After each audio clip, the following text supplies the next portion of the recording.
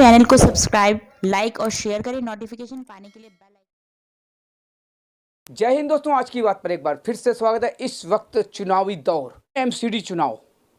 हमारे सामने जो शख्सियत बैठी हुई है, नाम के मोहताज नहीं है। डॉक्टर परवेज मियाँ, पूर्व चेयरमैन दिल्ली हज कमेटी, एमसीडी में आए हैं।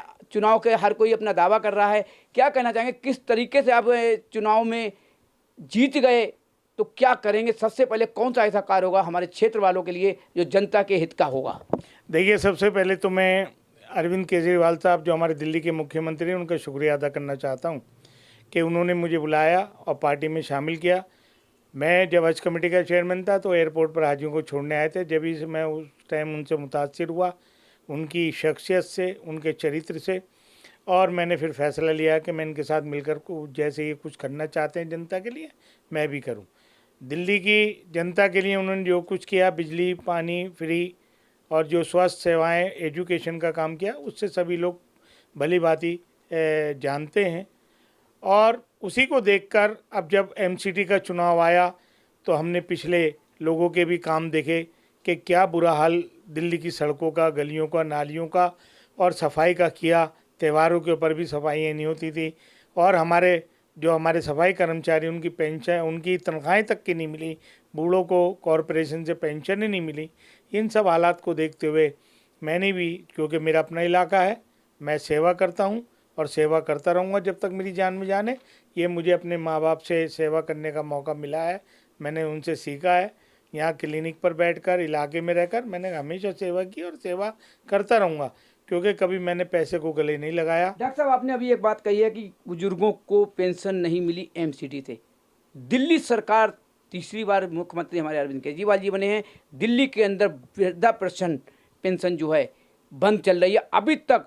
अरविंद केजरीवाल की सरकार के बावजूद भी क्यों पेंशन बंद है? फिर देखिए, वो भी मैं आपको बता रहा हूँ कि दिल्ली के स्पीकर विधानसभा हमारे रामनिवास गोयल साहब ने बताया कि जो हम पेंशन देते हैं उसमें 200 रुपये सेंट्रल गवर्नमेंट से आते हैं। अब सेंट्रल गवर्नमेंट ने दिए ही नहीं है, अब तक कोई फैसला नहीं करा 200 रुपये का, तो उसी वजह से वो दिक्कत आई है। तो क्या कहते हैं, जब वो 200 रुपये के हिसाब से पैसा आएगा तो ये और अब वो चालू होने वाली है।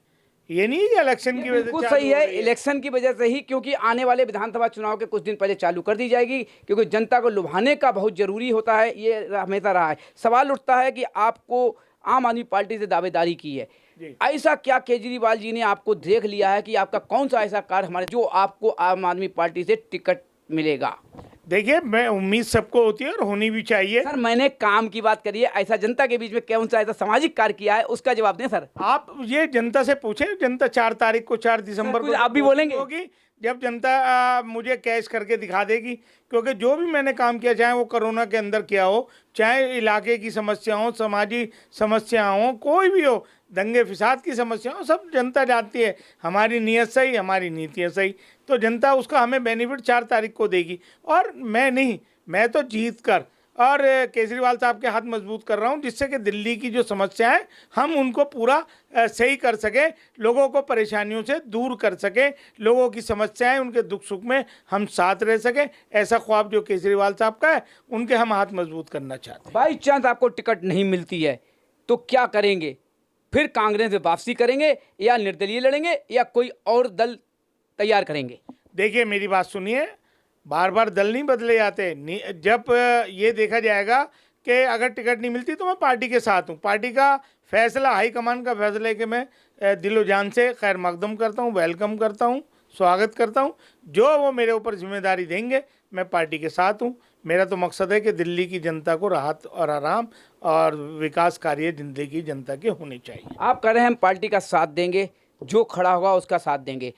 जब से आप आम आदमी पार्टी में आए हैं, देखा गया है कि हर जगह मीटिंग होती है, हर जगह बड़े बड़े प्रोग्राम किए जाते हैं, लेकिन डॉक्टर परवेज मियाँ जी को कहीं ना कहीं नज़र कम आते हैं। कुछ समय से ज़रूर देख रहा हूँ आ रहे हैं। आखिर ऐसी वजह क्या होगी? अपने ही पार्टी में रहकर आप उनके साथ में क्यों खड़े नहीं मिलते हैं? तो आगे चल के आपका चुनाव की क्या स्थिति बनेगी फिर? आप देखिए, आपकी बात अपनी जगह सही हो सकती है।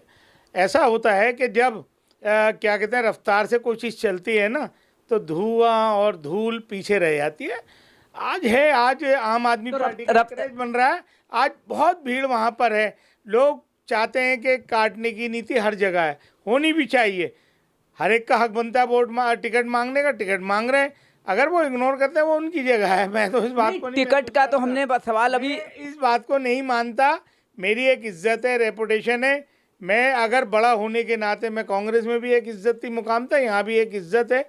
तो मैं जो पार्टी मुझे आज दिल्ली माइनॉरिटी विंग के अंदर मुझे वाइस प्रेसिडेंट बनाया हुआ है, तो ये नहीं है। मेरी जहाँ ड्यूटी लगी, मुझे उत्तराखंड भेजा गया, मुझे त्रिलोकपुरी उसमें इलेक्शन में भेजा गया, मुझे जाफराबाद इलेक्शन में भेजा गया। मैंने वहाँ जाके अपनी जिम्मेदारी को, चाहे आतिशी जी हों, दुर्गेश पाठक जी हों, यूनुस साहब हों हमारे एमएलए, इमरान साहब मिनिस्टर हों, इन लोगों के साथ हमारे दीपांशु श्रीवास्तव जो हमारे लोकसभा के प्रभारी हैं, या डॉक्टर संजीत साहब हों, इन सब के साथ मिलकर हमने काम किया है और अब आगे भी काम करते रहेंगे। मतलब आपको याद होगा जब आम आदमी पार्टी में आप शामिल हुए थे, मेरा इंटरव्यू आपसे हुआ था, जब मैंने एक सवाल किया था, क्या आम आदमी पार्टी में टिकट की लालच से आप आए? आपने साफ इसको निकार दिया था। आज सामने नजर आ गया है कि आप टिकट के लिए दावेदार भी खड़े हो गए हैं। साथ ही साथ उस वक्त आपने किसी भी अपने जो आम आदमी पार्टी के, चाहे यहाँ पे कोई भी पद पे हो या कोई कैंडिडेट का दावेदार हो कोई हो, आपने किसी को साथ लेकर आप खड़े नहीं हुए थे। क्या ये नाराजगी समझिए? तो आप आगे टिकट लेकर के कैसे आप अपनी जीत की दावेदारी करेंगे? आप देखिए, ये बात जो थी, मैं आज भी कह रहा हूँ कि मेरे हटने से औरों का भला होता है। मैं अभी हटने को आपके मीडिया से कह रहा हूँ, आपके मीडिया चैनल से कह रहा हूँ, मेरे हटने से अगर और भला होता है तो मैं बिल्कुल हटने के लिए तैयार हूँ।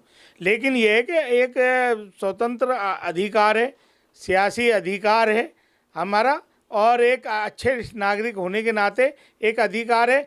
जनता ने मुझसे कहा कि आप भी क्यों नहीं भरते, आपका इतना बड़ा इलाका है, सारा कांति नगर है, ओल्ड सेलमपुर है, ताज मोहल्ला, सरताज मोहल्ला, चंदरपुरी, गांधीनगर, पूरा ये अपना शास्त्री पार्क और ताज कॉलोनी। तो टिकट मांगने का अधिकार सबका है, ये नहीं है कि किसी का हक। अब ये पार्टी हाईकमान का फैसला है, वो जिसको अच्छा समझे टिकट दे देगी, हम उनके फैसले का खैर मकदम करेंगे। लेकिन टिकट के लालच से नहीं कि जी मुझे टिकट चाहिए, इलेक्शन लड़ना है तो मैं पार्टी में हूँ। आपके क्षेत्र के अंदर गंदगी का माहौल, जिस तरीके से आप लोग आरोप भी लगाते हैं एमसीडी कार्य नहीं कर रही या साथ खड़े होना, आज तक तो अभी डॉक्टर परवेज मियां नजर कहीं आए नहीं है, तो आने वाले समय में किस तरीके से आप साथ देंगे? आप ये बात गलत कह रहे हैं। नहीं, बताइए। आपने जब जब सफाई के अभियान में कोई परेशानी देखी है? अभियान में, एक मिनट सर, आपकी बात को काटूंगा। आपने अभी नाम लिया अभियान में तो अभी आदेश हो जाएगा केजरीवाल जी का या सोनिया जी का, तो कांग्रेस वाले भी नजर आएंगे। अगर केजरीवाल तो बीजेपी वाले का, तो सबने अभियान की बात आपकी बात कर रहा हूँ कि जब कोई सफाई कर्मचारी नहीं पहुंचता, लोकल नेता नहीं पहुंचते, तो वहां पर आप पहुंचते हो, सबों साथ बिल्कुल मैं पहुंचता हूं। जब सबों साथ पहुंचते हैं तो वहाँ डॉक्टर परवेज मियां बिल्कुल देखते हैं। कूड़े में आग लग के, चाहे वो कूड़े में आग लग के फायर ब्रिगेड का मामला हो, चाहे वो अभी एक परिंदे का मामला था, पेड़ में अटक गया था, आपने हमसे भी कहा था, नाले में एक बच्चे के गिरने का है, चाहे रात को जब आप 2 बजे 1:30 बजे आओ, वो मेरा आपका इंटरव्यू भी चलाया है। मैं इस बात के अपना सामाजिक उत्तरदायी हूँ, मैं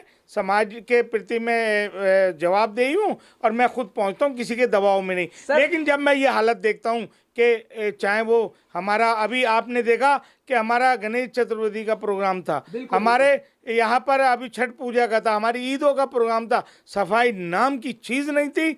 लोगों ने किस तरह नमाजें पढ़ी, लोगों ने किस तरह त्यौहार मनाए, तो उस चीज़ से को दूर करने के लिए मैं मैदान में उतरा हूँ। और मैं यकीन दिलाता हूँ, मेरी नीयत सब जानते हैं, मेरी नीतियाँ सब जानते हैं, मेरी पॉलिसियाँ सब जानते हैं, मुझे एक पैसे का लालच नहीं है। मैं क्या कहते हैं, बिल्कुल किसी जो एक चीज़ लोग कहते हैं मेरे गले से नहीं उतरी तो नहीं उतरी, मेरी छवि सब जानते हैं कि मैंने लोगों की हमेशा सेवा की है। और सुनो, दंगे फिसाद हों, चाहे वो हमारे क्या कहते हैं कोविड हो, कोविड के अंदर मैंने अपने इलाके को छोड़ा हो, अपने लोगों को छोड़ा हो, चाहे रुपया एक फालतू लिया हो, लोगों की हिम्मत बंधाई है, हॉस्पिटल हो, क्लिनिक हो, लोगों की सेवा की है। और आज आपके चैनल से कहना चाहता हूं कि मरते दम तक मैं ऐसे ही सेवा करता रहूंगा। मुझे पैसे का बिल्कुल लालच नहीं है।